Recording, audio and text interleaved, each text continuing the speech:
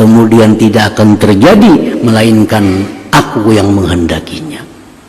Nah, jadi ini semacam petunjuk kepada kita bahwa apabila kita merencanakan sesuatu, nah, kita kaitkan dengan insya Allah, itu tanda keberhasilan.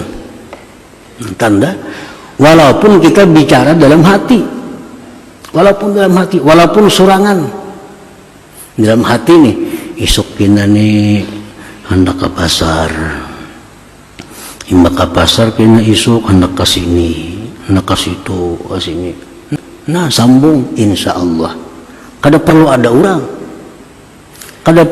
orang.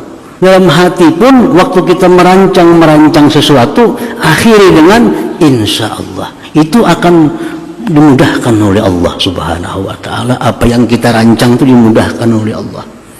Nah, tadi fa idza sallamta li fi ma urid kafaituka fima. Bila engkau menyerahkan kepadaku pada apa yang aku kehendaki, aku cukupkan engkau pada apa yang kau kehendaki. Jadi kita biasakan dalam kehidupan ini, dalam sehari-hari kita, setiap kali kita berkehendak, walaupun hanya dalam hati, kada terucap kepada orang lain, biasakan dalam hati pun insya Allah.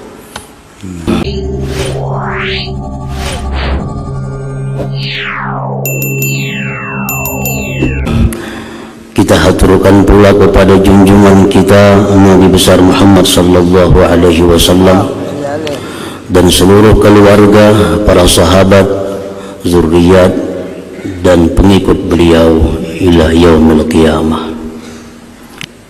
Yang ke-10 daripada Asmaul Husna adalah Al-Jabbar.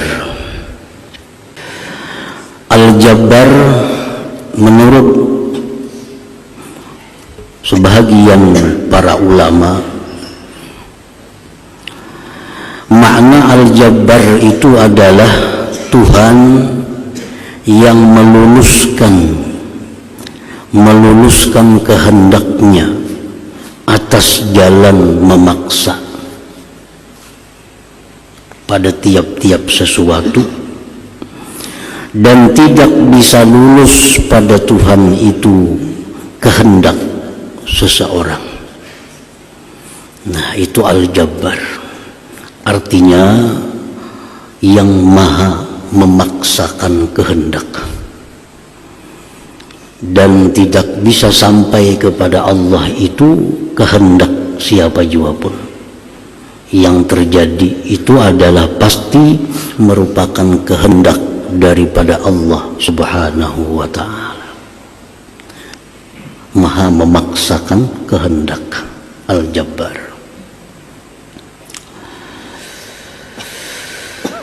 Di dalam Asalul Qudsi, Allah Subhanahu wa ta'ala berfirman, anta turid wa ana urid wallahu yaf'alu ma yurid. Artinya, engkau itu bisa berkehendak, itu ini, dan aku pun bisa berkehendak, dan hanya kehendakku jualah yang terjadi itu. Nah, para muhibbin, hadirin hadirat yang dimuliakan Allah, jadi kehendak kita itu bisa terjadi, bisa sesuai dengan apa yang kita harapkan apabila bersesuaian dengan kehendak Allah Subhanahu wa ta'ala. Kalau hanya sebatas kehendak kita dan tidak sesuai dengan kehendak Allah, bagaimanapun kita berjuang, bagaimanapun kita berusaha, maka itu ujungnya adalah sia-sia.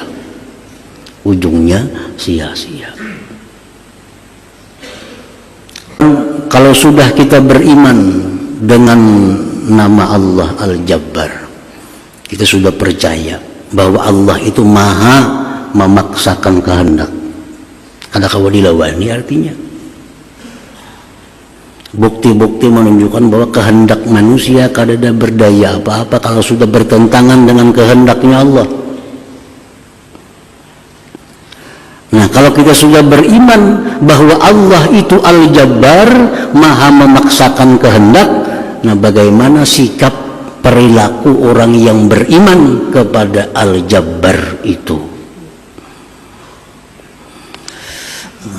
Oleh para ulama dijelaskan, orang yang beriman dengan Al-Jabbar itu ayyu'allika masyiatah ila masyiatillah ta'ala. Dia selalu menggantungkan kehendaknya dengan kehendak Allah subhanahu wa ta'ala. Selalu digantungkan, selalu diikat kehendaknya, rencananya dengan kehendak Allah subhanahu wa ta'ala. Jadi bahasa kitanya itu insya Allah. Tidak ada satu kehendak pun yang terlepas daripada insya Allah. Jam saanu kena kita berangkat insya Allah. Artinya apa? Jam saanu kita berangkat jika sesuai kehendak Allah. Soalnya kalau kada sesuai kehendak Allah, kada jadi berangkat. Hutang kena ku bayari hari Ahad depan insya Allah. Insya Allah. Jadi bila orang itu insya Allah, ini orang beriman nih, orang beriman Al-Jabbar nih. Kalau dia insya Allah, bayar hutang untuk hari Ahad. Jadi kita mesti percaya dengan orang yang mengucapkan kalimat insya Allah itu. Lebih percaya dari orang yang berpasti-pasti. Berpasti. Bayarlah hutang jam hari Ahad, pasti jangan percaya. Jangan percaya. Justru yang insya Allah itu yang kita yakin. Yang insya Allah itu yang kita yakin. Kalau pasti, oh ini sudah kali yakin lagi kita. Karena orang ini sudah melangkahi Al-Jabbar yang maha memaksakan kehendaknya. Rasulullah SAW diajarkan oleh Allah subhanahu wa ta'ala, wala taqul syai'in inni fa'ilun dzalika ghadan. Jangan kau berkata bagi sesuatu bahwa besok aku lakukan, illa ayyasha Allah, kecuali jika Allah menghendaki. Hadirin hadirat yang dimuliakan Allah, dalam asar kudusi pun disebutkan Allah berfirman, anta turid wa ana urid, fa idza sallamta li fi ma urid kafaituka fi ma turid, wa illam tusallim li fi ma urid at'abtuka fi ma turid thumma la yakunu illa fi ma urid. Ujar Tuhan, engkau berkehendak isuk hendak ke pasar, isuk hendak ke situ kemari, engkau berkehendak, wa ana urid, aku pun berkehendak juga. Apabila engkau serahkan bagiku pada sesuatu yang aku kehendaki, aku cukupkan engkau pada sesuatu yang kamu kehendaki itu. Artinya bila kita serahkan kehendak kita ini kepada kehendak Allah, Allah kabulkan, Allah luluskan, Allah mudahkan apa kehendak kita itu. Tetapi jika engkau tidak menyerahkan kepadaku pada apa yang aku kehendaki, engkau bersusah payah untuk mencapai yang kamu kehendaki, kemudian tidak akan terjadi melainkan aku yang menghendakinya. Nah, jadi ini semacam petunjuk kepada kita bahwa apabila kita merencanakan sesuatu, nah, kita kaitkan dengan insya Allah, itu tanda keberhasilan. Tanda, walaupun kita bicara dalam hati, walaupun surangan dalam hati nih, isuk kena nih hendak ke pasar, imbak ke pasar kena isuk hendak ke sini, hendak ke situ, ke sini. Nah, sambung insya Allah. Kada perlu ada orang, dalam hati pun waktu kita merancang sesuatu, akhiri dengan insya Allah, itu akan dimudahkan oleh Allah Subhanahu wa taala. Apa yang kita rancang itu dimudahkan oleh Allah. Nah, tadi fa idza sallamta li fi ma urid kafaituka fima. Bila engkau menyerahkan kepadaku pada apa yang aku kehendaki, aku cukupkan engkau pada apa yang kau kehendaki.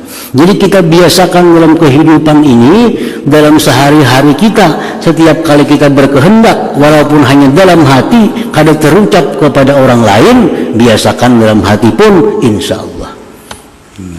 Insya Allah. Kadang-kadang kita bila ada orang hanya insya Allah. Tapi bila dalam hati kadang-kadang kita kada insya Allah. Nah, esok kena pas ke sini, ke sana, ke sini, ke sini, esok nah bisa. Nah, bila lawan orang berjanji hanya insya Allah, padahal yang sorangan itu yang lebih perlu. Nah, setiap kali kita merencanakan apapun, kita insya Allah, supaya ditolong oleh Allah Subhanahu wa taala. Nah, itu sikap pertama yang ada pada diri orang yang beriman dengan Al-Jabbar itu. Selalu mengaitkan kehendaknya dengan kehendak Allah Subhanahu wa taala. Kemudian yang kedua, wa ayyakuna jabbaran ala nafsihi al-ammarah bi fi'lil khairat hatta sarat mutmainnah. Yang kedua, orang yang beriman kepada nama Allah Al-Jabbar ini, dia memaksakan kehendaknya atas nafsu ammarahnya dengan berbuat kebaikan, sehingga nafsu ammarah itu menjadi nafsu yang mutmainnah. Nah, kita paksakan kehendak kita untuk melawan kehendak-kehendak nafsu ammarah. Jadilah kita ini seorang Al-Jabbar terhadap nafsu ammarah kita, sehingga nafsu ammarah tidak sedikit pun bergerak berkehendak kecuali sesuai dengan kehendak kita. Nah, ini sudah Al-Jabbar. Dia beriman kepada nama Allah Al-Jabbar yang memaksakan kehendak kepada makhluknya, maka kita pun bersikap memaksakan kehendak kita kepada nafsu ammarah kita. Jangan sampai hidup ini sedikit pun kita dikuasai, didikte oleh nafsu ammarah itu. Ini nafsu ammarah hendak maksiat. Nah, hendak maksiat. Kita beriman kepada Al-Jabbar. Jadilah kita Al-Jabbar.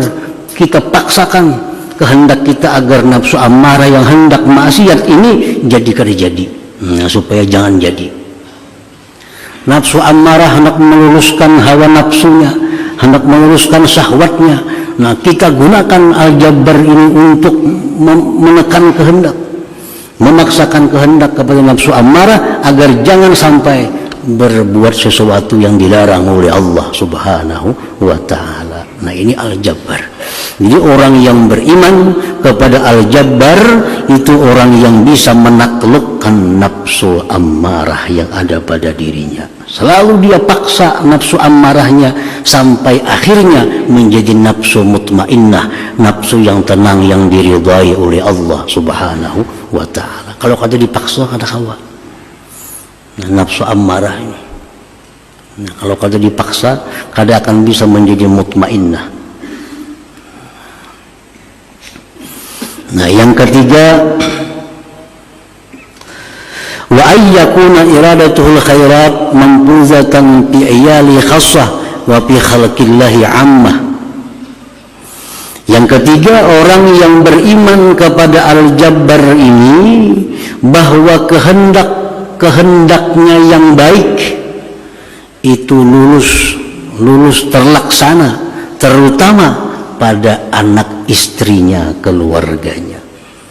Nah, jadi orang beriman kepada Al-Jabbar ini, apa-apa yang kehendaknya yang baik itu selalu bisa meluluskan kepada keluarganya, terutama anak istrinya. Ini menghendaki anaknya supaya sembahyang, sembahyang. Nah, anaknya mau kada maunya sembahyang.